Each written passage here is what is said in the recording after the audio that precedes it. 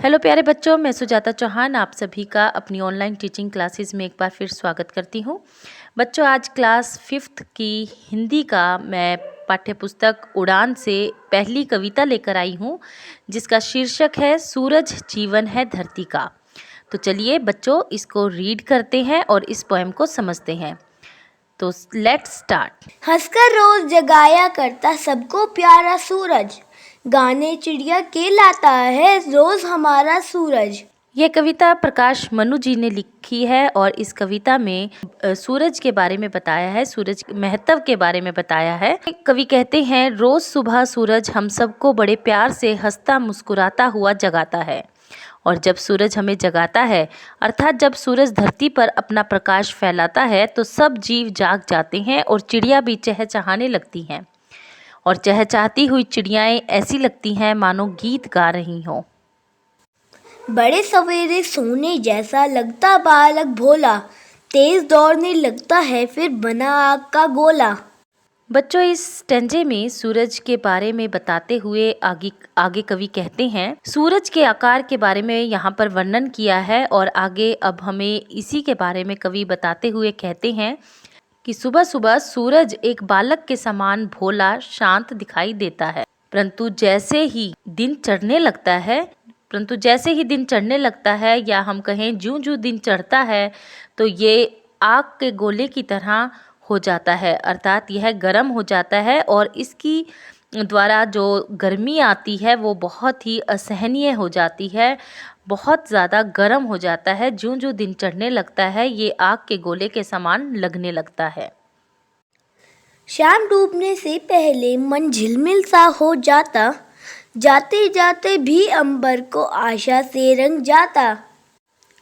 शाम होने से पहले यह मन को झिलमिल कर देता है, अर्थात शाम के समय भी सूर्य अपनी सुंदरता अंबर में बिखेरता रहता है और सारे संसार में आशा का रंग बिखेरता हुआ यह शाम के वक्त बहुत ही प्यारा लगता है। अर्थात एक उम्मीद ये संसार को हमेशा देता रहता है और शाम के समय यह उम्मीद को देते हुए छिप जाता है।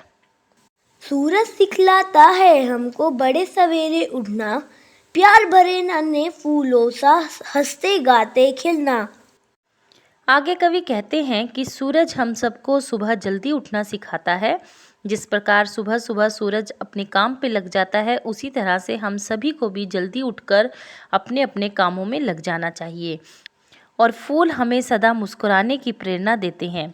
चाहे जीवन में कैसी भी परिस्थिति क्यों ना आए, हमें हर परिस्थिति का सामना हंसकर मुस्कुराते हुए करना चाहिए और यही शिक्षा हमें फूलों से मिलती है। पूरे काम करो दिन भर के, कभी ना छोड़ो कल पर, सूरज सिखलाता पंथी सा चलते रहो जन्म भर। आगे कवि प्रकाश मनु जी कहते हैं कि सूरज हमें हमेशा चलते रहने की अथवा निरंतर काम करने और अपना काम कल पर ना छोड़ने की भी शिक्षा देता है।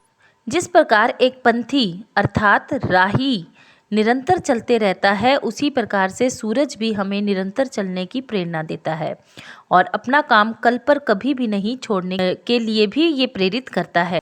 कवि कहते हैं कि जिस प्रकार एक पंथी एक राही जब तक अपनी मंजिल पर नहीं पहुंचता निरंतर चलता रहता है, ठीक उसी प्रकार हमें भी निरंतर अपने लक्ष्य को प्राप्त करने के लिए आगे बढ़ते रहना चाहिए और कभी भी हार नहीं माननी चाहिए।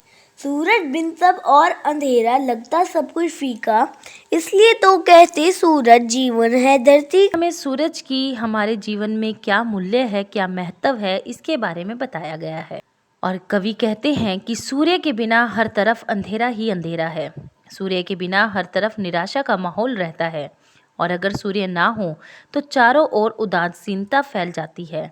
जैसे सर्दी के मौसम में जब सूर्य नहीं निकलता तो आप सभी ने देखा है कि मौसम कैसा होता है, आप सुस्त हो जाते हो और कुछ भी काम करने का आपका मन नहीं करता और जैसे ही धूप निकलती है आप एक्टिव हो जाते हो। तो धरती पर सूर्य का होना बहुत ही महत्वपूर्ण है। पेड़ पौधे फूल जीव जंतु पशु पक्षी हम सब के लिए सूर्य अत्यंत ही महत्वपूर्ण है। सूर्य के बिना जीवन की कल्पना भी नहीं की जा सकती और इसीलिए सूर्य को धरती का जीवन कहा गया है। तो बच्चों, ये कविता यहीं पर समाप्त होती है और उम्मीद करती हूँ आप सबको ये कविता बहुत ही अच्छे से समझ आई होगी।